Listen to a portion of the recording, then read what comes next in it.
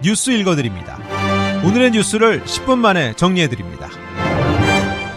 오늘은 2024년 4월 10일 수요일입니다.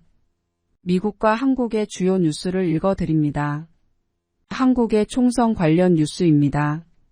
22대 총선 개표율이 90.4% 기준 지역구 254곳 중 1위를 달리는 정당은 더불어민주당 156곳, 국민의힘 95곳, 개혁신당 1곳, 새로운미래 1곳, 진보당 1곳으로 집계됐습니다.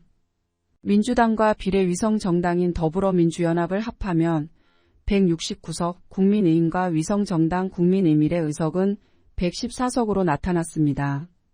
지역구 후보를 내지 않은 조국혁신당은 정당 득표에 따라 12석을 얻었고 개혁신당은 비례의석을 합하면 3석을 얻는 것으로 집계됐습니다.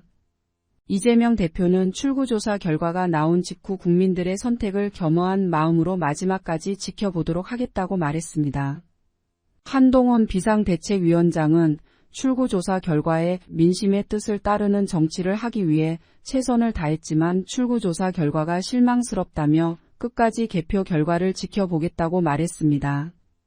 이번 총선의 잠정 투표율은 67.0%로 1992년 14대 총선 이후 32년 만에 최고를 기록했습니다.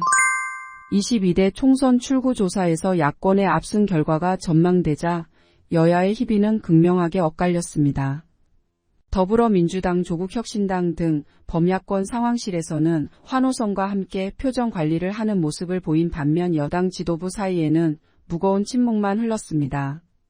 민주당 상황실에는 목표 의석수로 단독 과반 의석인 151석보다 목표치를 훨씬 웃도는 결과에 들뜬 분위기였습니다.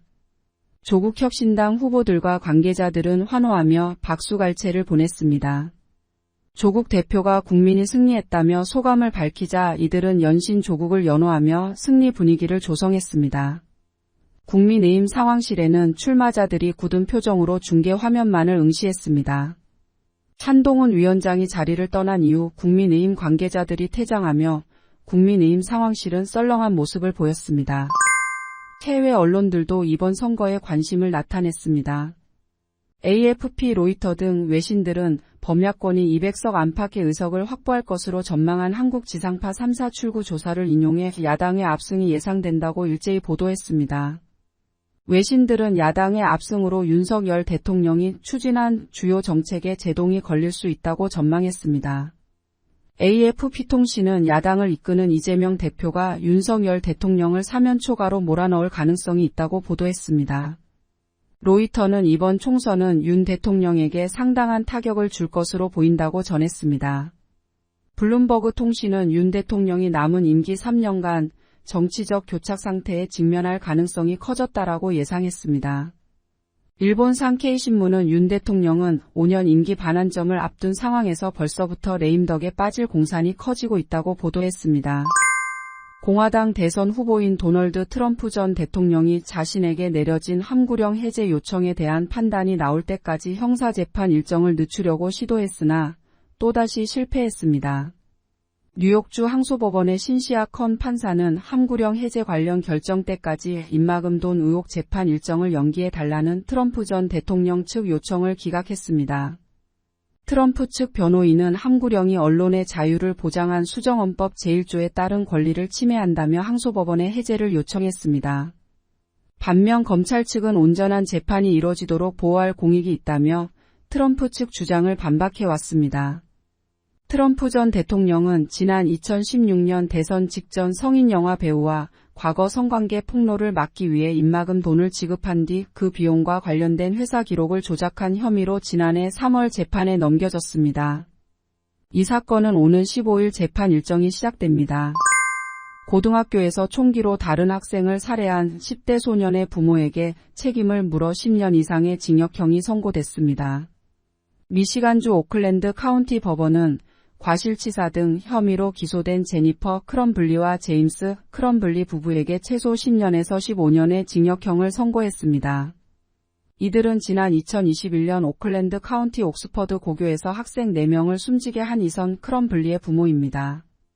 범행 당시 15세였던 이선은 이미 1급 살인죄 혐의 등에 대해 유죄를 인정하고 종신형을 선고받았습니다. 검찰은 이들 부모가 집에 총기를 방치하고 아들의 정신 건강에 대해 무관심했다는 증거를 토대로 이들에게 과실치사 혐의를 적용해 기소했습니다.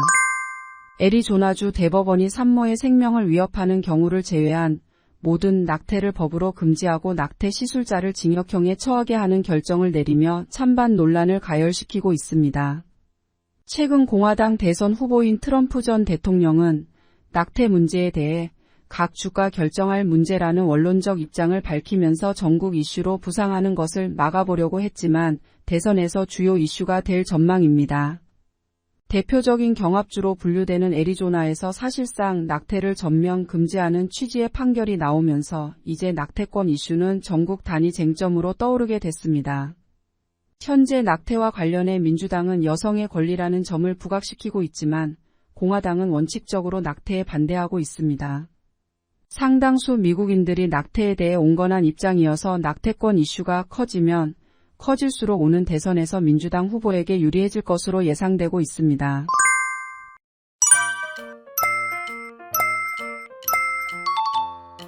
끝으로 날씨입니다. 남부 캘리포니아 맑고 화창한 날씨 보이겠습니다.